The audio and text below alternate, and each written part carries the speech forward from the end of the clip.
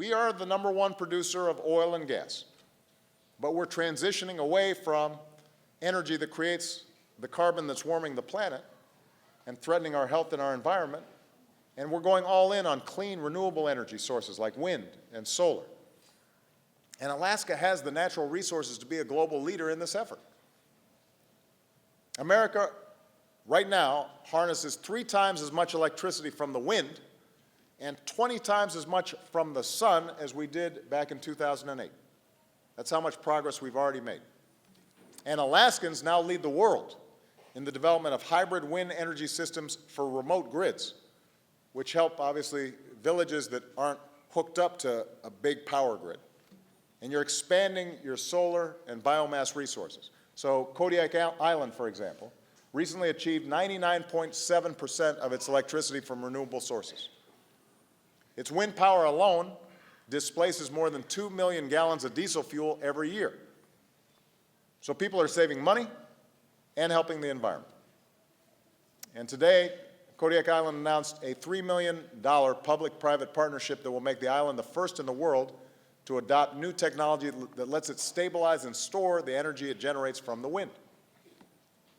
And I know you guys have started putting up solar panels and wind turbines around Kotzebue. And because energy costs are pretty severe up here, for remote Alaskan communities, one of the biggest problems is high energy costs. So we're going to deploy more new clean energy projects on native lands. And that's going to reduce dependence on fossil fuels, promote new jobs, and new growth in your communities.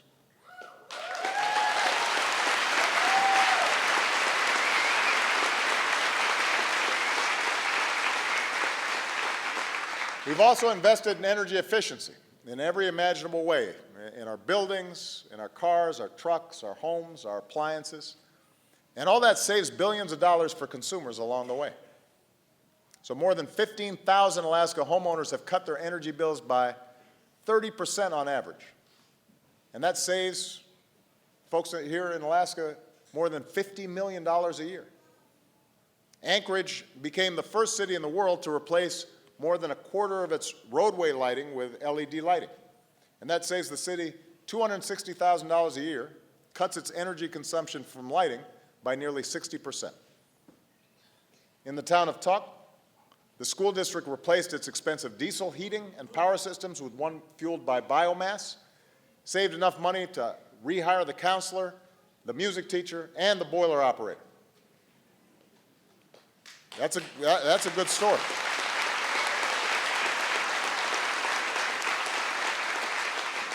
And last month I announced the first set of nationwide standards to end the limitless carbon emissions from our power plants. And that's the most important step we've ever taken on climate change.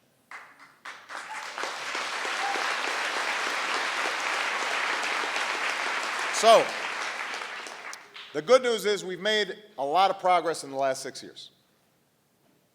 But I'm here to tell you we got to do more. We got to move faster. We're not moving fast enough. And for the sake of our kids, we've got to keep going. America has to lead the world in transitioning to a clean energy economy. Now, as we make this transition, we've also got to take more seriously our obligation to help those communities that are already at risk so that they can become more resilient in the face of climate change. Because some of it we're not going to be able to avoid. The planet's already getting warmer. And so communities are already going to be affected. And that's especially pressing here in Alaska. And that's why today I'm announcing that the Denali Commission will serve as a central coordinator in building what we call climate resilience, helping people adapt.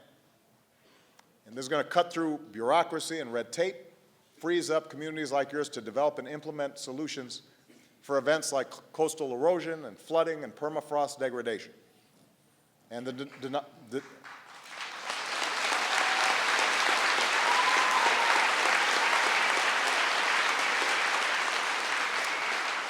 Denali Commission is also committing $2 million to support voluntary relocation efforts for vulnerable rural communities. The Department of Housing and Urban Development is going to consult with Arctic coastal tribes on a nation-to-nation basis on your unique needs. And we're also going to help communities build more resilient infrastructure.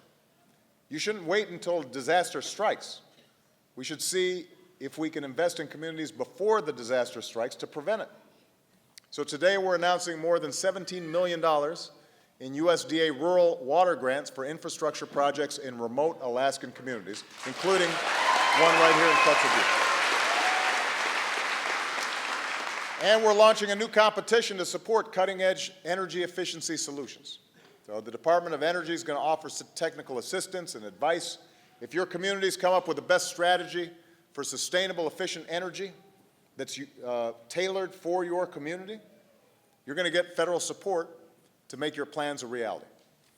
And to help Alaskans better plan for sustainable development, the National Geospatial Intelligence Agency and the National Science Foundation are leading a public-private collaboration to create the first ever publicly available, high-resolution, satellite-based elevation map of Alaska by next year and the entire Arctic by the year after that, so that we know exactly what's taking place all across this great state.